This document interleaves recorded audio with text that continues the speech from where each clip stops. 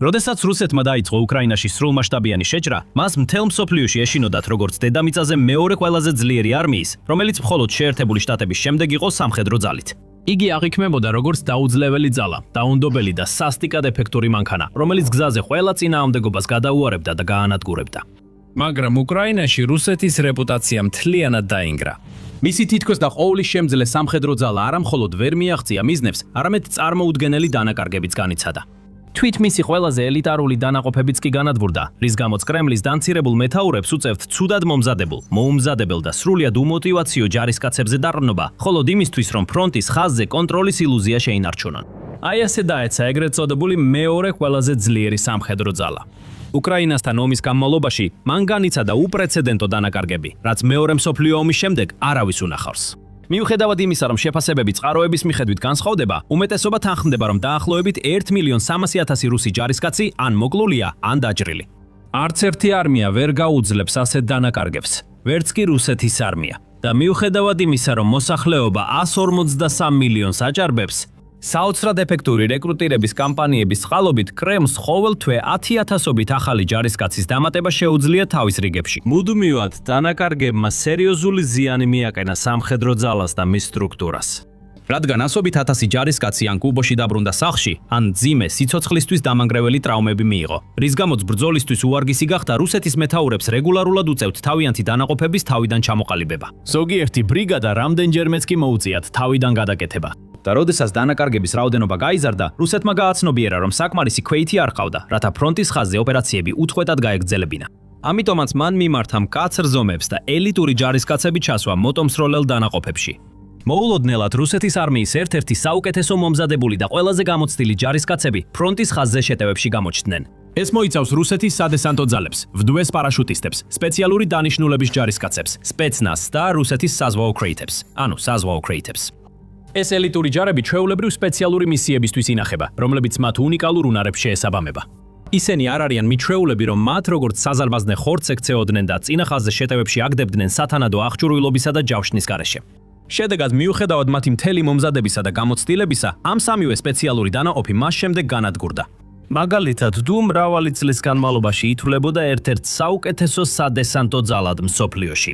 მისი ჯარისკაცები ხშირად არიან რუსეთის სამხედრო მარკეტინგის, პროპაგანდისტული ვიდეოებისა და გაწვევის კამპანიების მთავარი სახეები. და უკრაინაში ომამდე მათ წარმატების ბრწყინვალე ისტორია ჰქონდათ დაგროვებული. იქნებოდა ეს ჩეჩნეთში, საქართველოში თუ სირიაში, ეს საშიში მედესანტეები ყოველთვის ასრულებდნენ მათ დავალებას. მათ ჩვეულებრივ წინა პოზიციებზე ან მტრის ზურგში აგზავნიდნენ მოულოდნელი თავდასხმების განსახორციელებლად, სტრატეგიული ობიექტების დასაკავებლად და მტრის მომარაგების ხაზების დასარღვევად, რაც გზას უხსნიდა უფრო დიდ ძალებს შემდგომი შეტევისთვის. სუსტად ასე მოხდა მაგალითად გროზნოს მეორე ბრძოლაში ან სამხრეთ ოსეთის დაკავებისას. ამიტომაც სრულიად ლოგიკური იყო, რომ რუსეთმა სცადა უდვის მსგავსი ფორმით გამოყენება უკრაინასთან ომის ადრეულ ეტაპებზე. მართლა კონფლიქტის პირველ დღეებში გაჩნდა ცნობები, რომ რუსი დესანტები ჰოსტომელის აეროპორტში კიევში განათავსეს. სავარაუდოდ მათი მისია იყო აეროპორტის კონტროლის აღება, რათა შეეზღუდათ უკრაინის შესაძლებლობა საჰაერო გზით წინააღმდეგობა გაეწია კრემლის შეჭრისთვის. სამწუხაროდ მათთვის ეს მისია გეგმის მიხედვით არ წარიმართა და სინამდვილეში უკრაინელებისთვის გახდა მნიშვნელოვანი მორალის ამამაღლებელი გარდამტეხი მომენტი, არა რუსებისთვის. რადგან უკრაინამ წინასწარი ვარაუდა, რომ კრემლის დესანტები მიზანში აიღებდნენ ჰოსტომელს, რომელიც დედაქალაქ კიევიდან 10 კილომეტრზე ნაკლებ მანძილზე, ანუ დაახლოებით 6 მილში მდებარეობს. ასე რომ, როდესაც დესანტები დაეშნენ, უკრაინელი ჯარები მათ უკვე ელოდნენ. ჩასაფრებაში მოხვედრილები და ყველა მხრიდან გარშემორტყმულები ვდვე მასობით ჯარისკაცი დაკარგა სულ რამდენიმე დღეში და ეს მათი ერთადერთი დანაკარგი არ ყოფილა. ანგარიშები ასევე ადასტურებენ ვდვოს დიდ დანაკარგებს სხვა მნიშვნელოვან ბრძოლებში სადაო რეგიონებისთვის, ქალაქებისა და დასახლებული პუნქტებისთვის, როგორიცაა ზაპორიჟია, ავდივკა და პოლკროვსკი. ზუსტად ვერ ვიტყვით, რამდენი რუსი დესანტი დაიღუპა უკრაინაში, სხვადასხვა წყაროები განსხვავებულ მონაცემებს იძლევიან, მაგრამ ეს ნამდვილად მნიშვნელოვანი რაოდენობაა. მაგალითად, 2023 წელს ბრიტანეთის თავდაცვის დაზვერვამ მოიყვანა ოფიციალური განცხადება რუსი პოლკოვნიკის გენერალ მიხაილ ტაპლინსკის მიერ, რომელმაც განაცხადა, რომ 8500 დესანტი დაიჭრა და რუსეთის 30000 დესანტიდან დაახლოებით 50% ან მოკლულია, ან დაჭრილი ომში. ეს იყო 2023 წელი. მას შემდეგ უამრავმა რუსმა დაკარგა სიცოცხლე, ან მიიღო მძიმე დაზიანებები უკრაინაში, მათ შორის ვდრუს ძალებიც. მსგავსი ისტორია სპეცნაზისთვისაც. ეს სპეცოპერაციების ჯარისკაცები მთელ მსოფლიოში ცნობილები არიან და დედამიწაზე ერთ-ერთ ყველაზე ძლიერ ძალად ითვლებიან. მათ აქვთ მდიდარი გამოცდილება ფარული ოპერაციების, უშუალო მოქმედების ოპერაციების, მძევლების გათავისუფლების, დივერსიისა და დაზვერვითი მისიების სფეროში. ამავე დროს სპეცნაზს იდეალური რეპუტაცია ნამდვილად არ აქვს. მათ მონაწილეობა მიუღიათ რამდენიმე საკმაოდ ხმაური ან წარუმატებელ ოპერაციაში წლების განმავლობაში. მაგალითად, სამართლინო ცნობილი 2002 წლის მოსკოვის თეატრის ალყა, როდესაც ჩეჩენმა ტერორისტებმა 900-ზე მეტი მძევალი აიყვანეს დუბროვკას თეატრში მოსკოვში. 57 საათიანი დაპირისპირება დასრულდა მაშინ, როდესაც სპეცნაზმა თეატრის ვენტილაციის სისტემაში რაღაც სახის დამაძინებელი გაზი გაუშვა, რამაც როგორც ტერორისტები, ისე მძევლები გათიშა.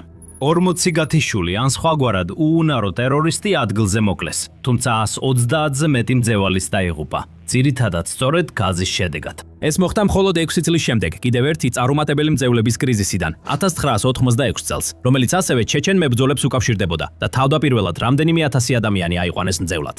სპეცნაზმა და ფედერალურმა ძალებმა საბოლოოდ артиლერიის დანაყოფებითა და საბრძოლო ვერტმფრენებით დაიწყეს ინციდენტის ადგილის დაბომბვა, რის შედეგადაც სულ მცირე 26 მძევალი დაიღუპა მომდევნო სროლაში, რომელმაც ასევე გაანადგურა მთელი სოფელი. მოკლედ, მათი საშიში რეპუტაციის მიუხედავად, სპეცნაზი ხშირად ასოცირდება არაორგანიზებულობასა და დაუფიქრებელ ქმედებებთან. უკვე არაორგანიზებულ ომში უკრაინაში ჩართულ სპეცნაზს გადარჩენის თითქმის არანაირი შანსი არ ჰქონდა. 2023 წლის პენტაგონის გაჟონილი ინფორმაციის მიხედვით, უკრაინაში თავდაპირველად დაახლოებით 900 სპეცნაზელი გაგზავნეს. მათგან 765 დაიღუპა ან დაიჭრა. მას შემდეგ სავარაუდოდ კიდევ უფრო მეტი სპეცოპერაციების ჯარისკაცი გაგზავნეს უკრაინის ფრონტის ხაზზე სასიკვდილოდ, ხოლო მედიაზონამ 2025 წელს განაცხადა, რომ სულ მცირე 1000 მათგანი დაიღუპა. რუსეთის საზღვაო ქვეითებსაც უჭირთ უკრაინასთან ომში რაიმე მნიშვნელოვანი შედეგის მიღწევა და წლების განმავლობაში მრავალ შეტაკებაში უზარმაზარი დანაკარგები განიცადეს. კიდევ ერთხელ, ეს არის რუსეთის ერთ-ერთი ელიტური ძალიტური ძალა. საზღვაო ქვეითები, ან როგორც მოსკოვში უწოდებენ საზღვაო ქვეითი ჯარი, ისტორიულად სხვადასხვა სანაპირო შეტევებში ლიდერობდნენ. მაგალითად, სირიაში მათ მნიშვნელოვანი გამოცდილება მიიღეს, ხოლო ისეთი დანაყოფები, როგორიცაა 40-ე, 61-ე, 55 და 15 და 8 თავიანთ თანატოლებში, თითქმის ლეგენდარული სტატუსი მოიპოვეს. ომის დასაწყისში მოსალოდნელი იყო, რომ ეს დანაყოფები გადამწყვეტ როლს ითამაშებდნენ სამხრეთის ფრონტზე, სადაც რუსეთი ცდილობდა აზოვის ზღვისა და ყირიმის ნახევარკუნძულის მხრიდან უკრაინაში შეჭრას. მოკლე ხნის განმავლობაში მათ ამ მოლოდინები გაამართლეს. მათ გარკვეული დანაკარგები განიცადეს, მაგრამ მნიშვნელოვანი როლი ითამაშეს ამფიბიურ შეტევებში, რომლებმაც რუსეთის სამხედრო მანქანას მარიუპოლის ქალაქის ალყაში მოქცევასა და საბოლოოდ მის კონტროლზე აღებაში შეუწყეს ხელი. მაგრამ რაც მეტი დრო გადიოდა, საზღვაო ქვეითების მდგომარეობა უფრო და უფრო მძიმდებოდა. მაგალითად, დონბას და სამხრეთ რეგიონებში მათ მძიმე დანაკარგები განიცადეს, რის გამოც ის ოდესღაც ლეგენდარული ბრიგადები ხელახლა უნდა ჩამოყალიბებულიყო. მაგალითად, 800 ბრიგადა რამდენჯერმე მოუწიათ გადახალისება მარიუპოლში, ხერსონში, კურსკსა და ზაპორიჟიაში დანაკარგების შემდეგ.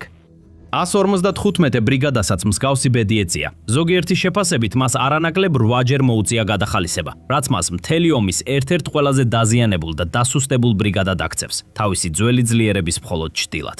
მედიაზონა, რომელიც საკმაოდ ზუსტ და სანდოცხაროდ ითვლება რუსული დანაკარგების ოფიციალური ნეკროლოგების დადასტურებისას, აცხადებს, რომ ომის პირველ 4 წელიწადში 2200-ზე მეტი საზღვაო ქვეითი დაიღუპა. საკონტექსტოდ აღსანიშნავია, რომ აშეტეშემ ავღანეთის ომში 20 წლის განმავლობაში დაახლოებით 2400 ჯარისკაცი დაკარგა. რუსეთის ელიტარული ჯარების დანაკარგები უზარმაზარია და ამან ქვეყნის სამხედრო კამპანიაზე დიდი გავლენა მოახდინა, რადგან ელიტარული ჯარების დაკარგვა ბევრად უფრო მნიშვნელოვანია, ვიდრე ახალწლოულების დაკარგვა. ეს სპეციალური დანიშნულების ჯარისკაცები ბრძოლის ველზე მრავალწლიანი გამოცდილებით მიდიან. უმეტეს შემთხვევაში მათ მთელი ცხოვრება სამხედრო სამსახურს მიუძღვნეს და ისინი ყველაზე მზად არიან თავიანთი სამშობლოსთვის სიცოცხლე გასწირონ.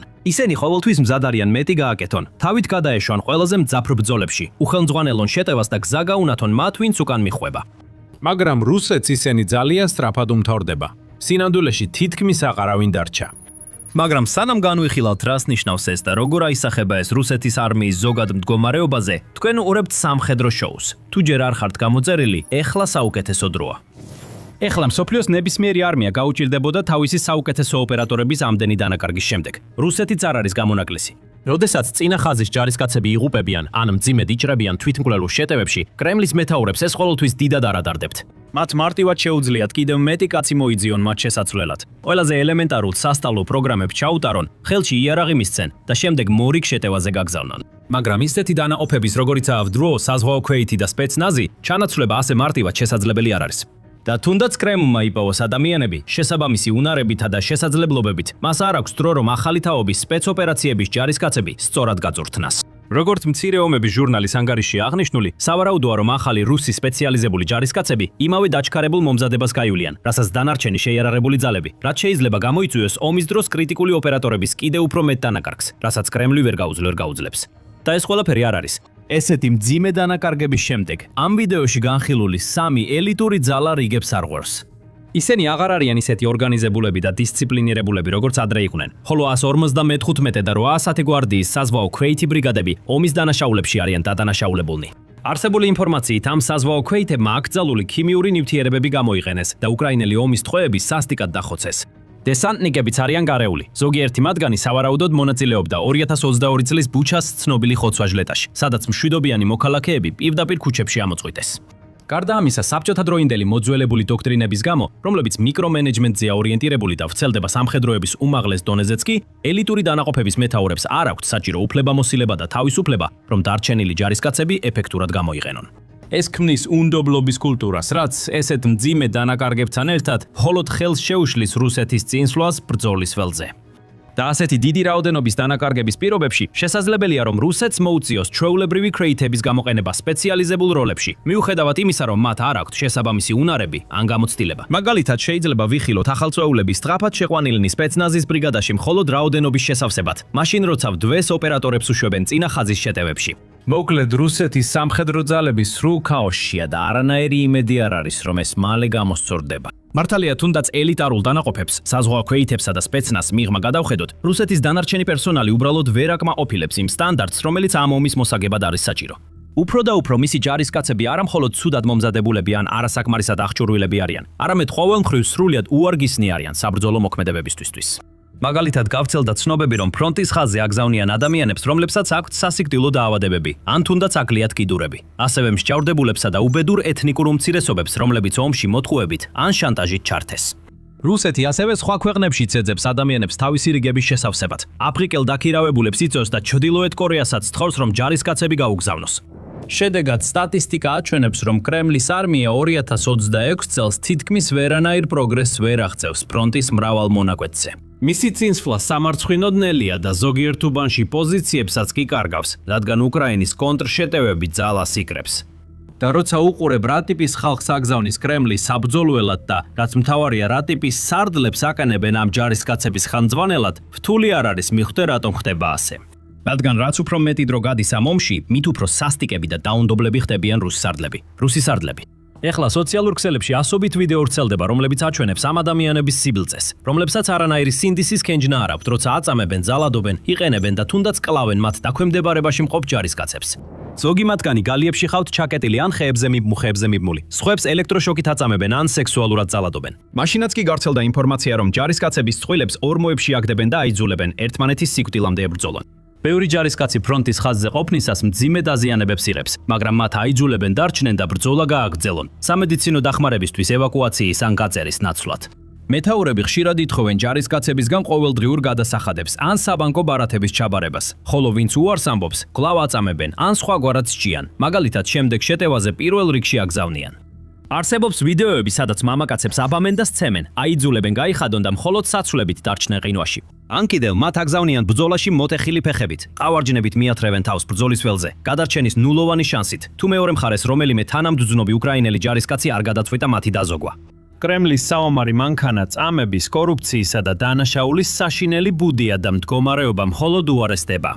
რუსეთის მთავრობის ვებგვერდზე გაგზავნილი გაჟონილი შეტყობინებები ავლენს რუსი ახალწვეულებისა და მათი ოჯახების სასოწარკვეთილებას.